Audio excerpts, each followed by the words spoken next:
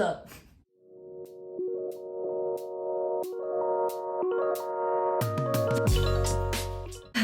My office is a disaster. So much paint chaos going on. Welcome everybody back to ArdelleVision, where it is my hope to inspire you to capture the vision of your life. If you are new to my channel, please remember to subscribe and to click that gray bell to be notified the moment I upload another video every Wednesday and on the weekends on all things ADHD and whatever I want to talk about. Clearly, I didn't put a video out this past Sunday. That is what we are going to talk about. The only person that mentioned anything about it at all was my mother. Thank you, mother, so much for caring about my life and my videos. I have a cat hair in my mouth. But I still feel like I owe it to you, my loyal, amazing subscribers, my visionaries. I feel like I want to explain it in this video in regards to why I didn't upload a video. So that is what the video is going to be about, ADHD and sadness, because I was pretty much overwhelmed this past week, past 7 to 10 business days, and I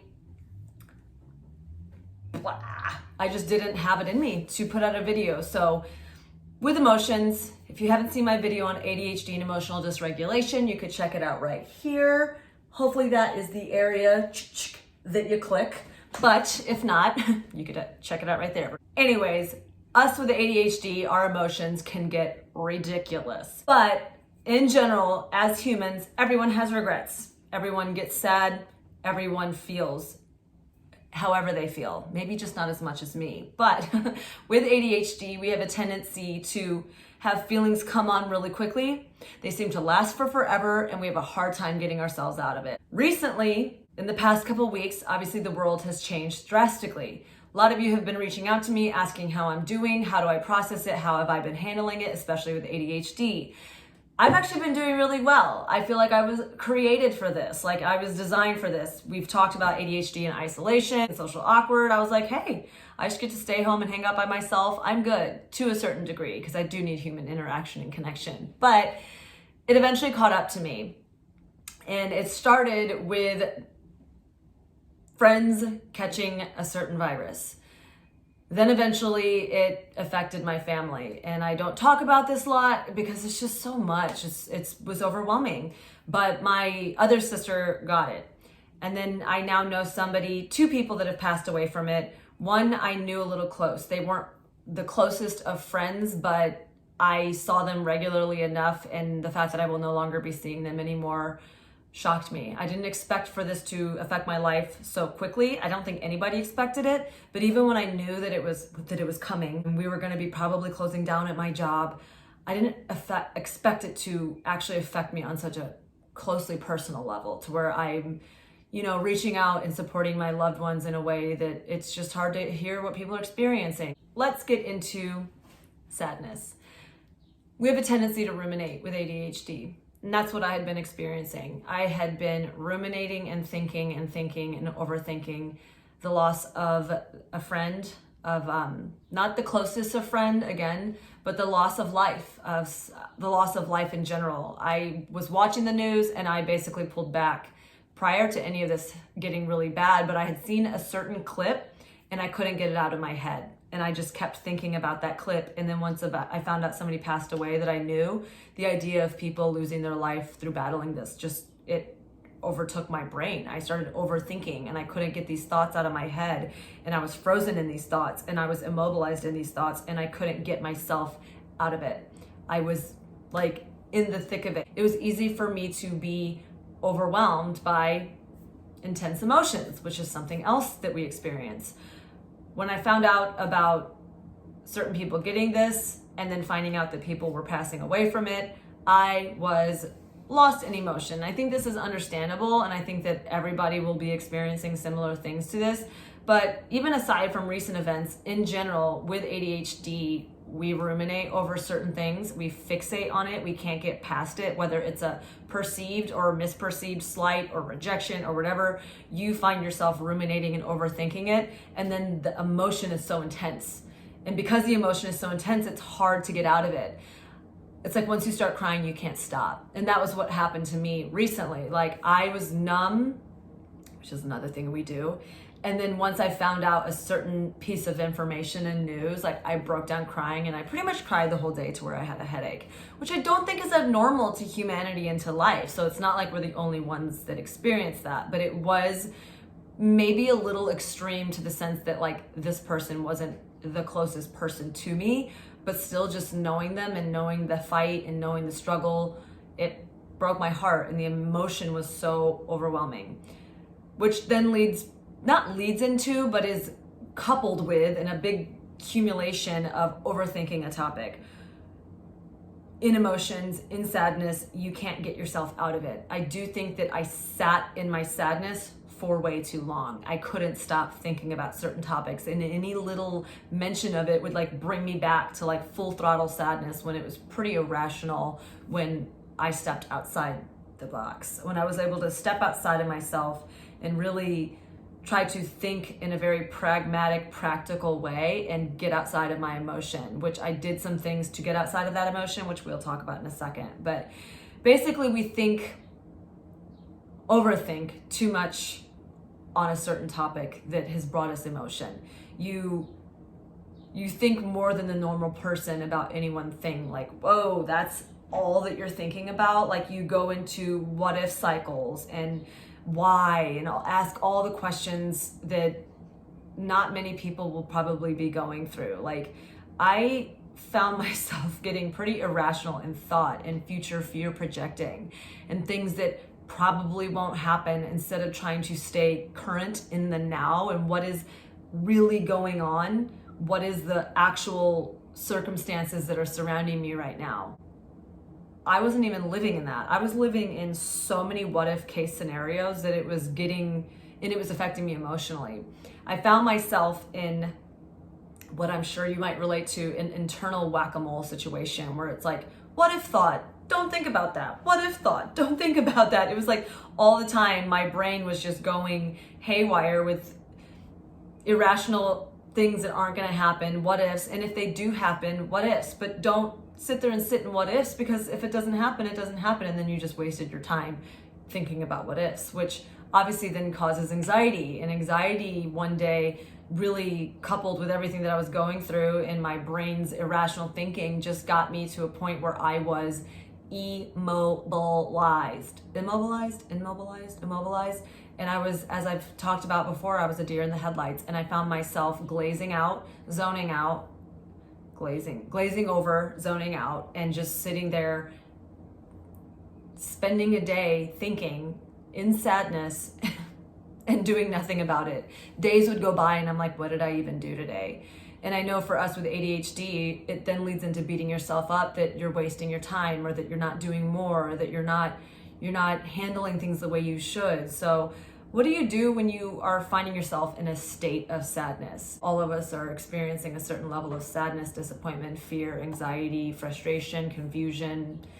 Everything that we're going through is super unknown right now. And there's going to be a lot of times in the future that we're in situations of unknown or situations of sadness.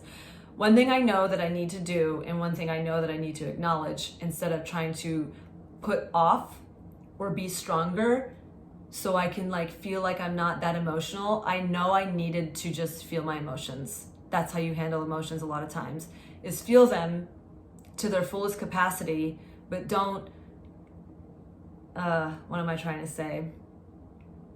I was so trying to resist my emotions that it was almost making me more sad.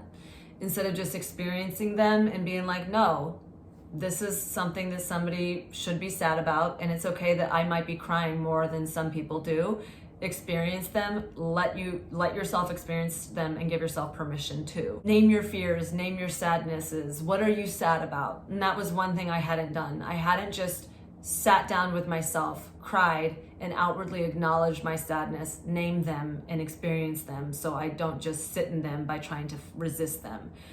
Once I sat and acknowledged my sadness, I then named them. I have an awesome friend that suggested that you write down your truths, and you write down your truths of what you're going through, and it really got me out of my head, which I think was the most important thing I could have ever done. I then applied it to a separate piece of paper and actually physically wrote down everything that I was sad about, and naming it and seeing it it gave it a place to rest as opposed to just the what ifs in your brain. And it got me out of the emotional state that I was in, because I knew that I needed help, which is another thing that all of us should do, is reach out and touch faith, reach out to people. And I know that that's easier said than done for us with ADHD, but I think right now it is so important that we do. It's almost like put your pride aside and reach out to people that say they care about you, believe that they care about you, instead of just being like, I don't want to be too overwhelming, I don't want to be a burden. Because there are so many people that want to help right now and they don't feel that they can. There's not a lot that some of us can do. Some of us aren't on the front line, some of us aren't working. And even aside from all this, in general, reach out. People that say they love you want to know what you're going through. They want to be there for you. Reach out to your friends, reach out to your loved ones, and talk about your feelings with somebody. And just, be like, hey, can we just have a 10-minute conversation? Or are you free anytime soon? Like, just going through a lot and I need somebody to be there for me. And this past week, I reached out to my family and friends and people that I wasn't sure if they meant what they said. And I basically reached out to people that I kept being like, oh, do they really mean it when they say, if you need anything, let me know? And I was like, well, they said, if you need anything, let me know. What's the one thing that I needed? I just needed a conversation. I wanted a conversation so I can get out of my sadness, so I can get out of myself. Before and after reaching out to people, getting mindful, getting quiet, and getting calm gave me the strength to reach out, and then I continued that practice afterwards. The past couple days, I sat in silence and I meditated, I prayed, I focused my thoughts on my breathing. I focused my thoughts on the way my body felt. I focused my thoughts on anything other than thinking about the what ifs, the fears, and the sadnesses.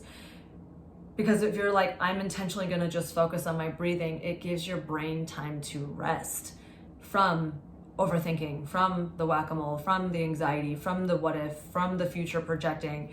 It got so out of control for me. But it didn't even look out of control, because a lot of it was that glazed over, immobilized look. Like, I would just sit there on my phone for a whole day. Like, what did I even do today? It just got to a point where it was like, okay, there's only so much time. I do think that it's okay to spend a day in sadness if you need to self-care, but self-care sometimes is getting yourself out of an emotional depth that will only incapacitate you and only make you worse off in the future. I think that there is a time and a place. Like, be sad, but eventually you need to get out of that sadness so you can help other people. And that's another thing that you can do, is when you are sad, reach out to somebody else that is going through a hard time, because we all pull each other up. That was something that I've experienced by reaching out to the people that cared about me. They helped me, and then I was able to reach out and care about my family and my friends that were also then going through a hard time, and able to support them in strength. So you're not all just pulling each other down, but you're strengthening everybody up. Another thing that I noticed that I was doing was I wasn't taking care of myself properly, which is something I suggest if you have ADHD. I'm not a big fan of cooking, and living alone, I'm like, oh, I don't feel like cooking myself a meal. But I noticed there was a specific day that I was really hungry and I didn't have it in me to cook. I was really irritable, I was really sad, and I was really emotional, and I wasn't fueling my body and I wasn't fueling my body right, and I wasn't fueling my brain correctly. And I stayed up too late that night doing God knows what. I wasn't working on my art. And I ended up not feeling good the whole next day. That night, I was like, this is enough. And so I cooked myself a big hearty meal. I cooked myself a giant burger, no bread, with pickles and tomatoes and beans and some salad. And after eating that, I literally felt amazing. Then I took care of myself and gave myself a nice bath. I didn't just sit there in there forever, but I gave myself a nice relaxing bath. And then I went to bed early that night, but I went to bed reading a book that I really love. The Alchemist, if you haven't read it, you should read it. It's amazing. But I read and I did the things that actually brought me joy instead of the things that were avoiding. I didn't just numb out to my phone as I usually do. I put my phone in the other room and I was like, I don't need to be connected all the time. I need to be honorable to myself and sit with me. And I found myself able to focus on the book after eating, taking a nice bath, and reading. And then when I went to bed and woke up the next day, I felt like a whole new person. It was so beautiful and so amazing. And through all that, I was also able to try to find the comedy in it. And even in my sadness, there was moments where I would find myself just feeling like an SNL skit and like just super dramatic. And I was like, this is hysterical. And so all the time, I'm constantly trying to find the funny. And one thing I did was reach out to you and reach out to my friends and ask for stand-up comics and people that you find bring you laughter. I definitely recommend finding funny and laughter through all of this. And that has brought me out of my sadness. And another thing that obviously I have been doing is I have been actively creating things, especially art. I love it. I love painting. I love getting creative. I love playing the ukulele. And another thing I'm also doing is taking a master class on how to write with some friends. And that has brought me a level of groundedness that I needed and something to do. I recommend finding something to do, signing up for a class, signing up for a workshop, signing up for something to have to be somewhere so you have something to look forward to, so it just doesn't feel like the muckery and the drudgery of like the abyss of nothingness in the twilight zone. I know that some of you, again, are working, but for those of you that aren't, that lost your job like me, in this sadness, in any sadness, having something to look forward to has really been helpful. So that is what I've been going through. That is my experience with my recent sadness. Now, this is not for you to feel sorry for me. I just wanted to create this video to let you know that if you're going through the same thing, you're not alone. It's understandable, and there are ways to dig yourself out of that sadness. So that is the video that I have for you today, an explanation and an in-depth answer of why I didn't have a video out recently, and just ADHD and sadness in general. I know that as humans, a lot of us might be experiencing sadness and it's been a difficult time. What is it that you've been doing to help yourself through this time to cope with change, sadness, frustration, and everything? So let me know in the comment section below. You know I always love hearing from you. Please, if you enjoyed this video, give it one big thumbs up. It really helps me out. Share this with anybody that you think will benefit from it. And subscribe and click that gray bell to be notified the moment I upload another video every Wednesday and on the weekends when I'm not sad, on all things ADHD and whatever I feel like talking about. And you must know by now, as always, you all are definitely in my prayers, so much so lately. You enjoy the rest of your day. I will see you next time. Bye-bye.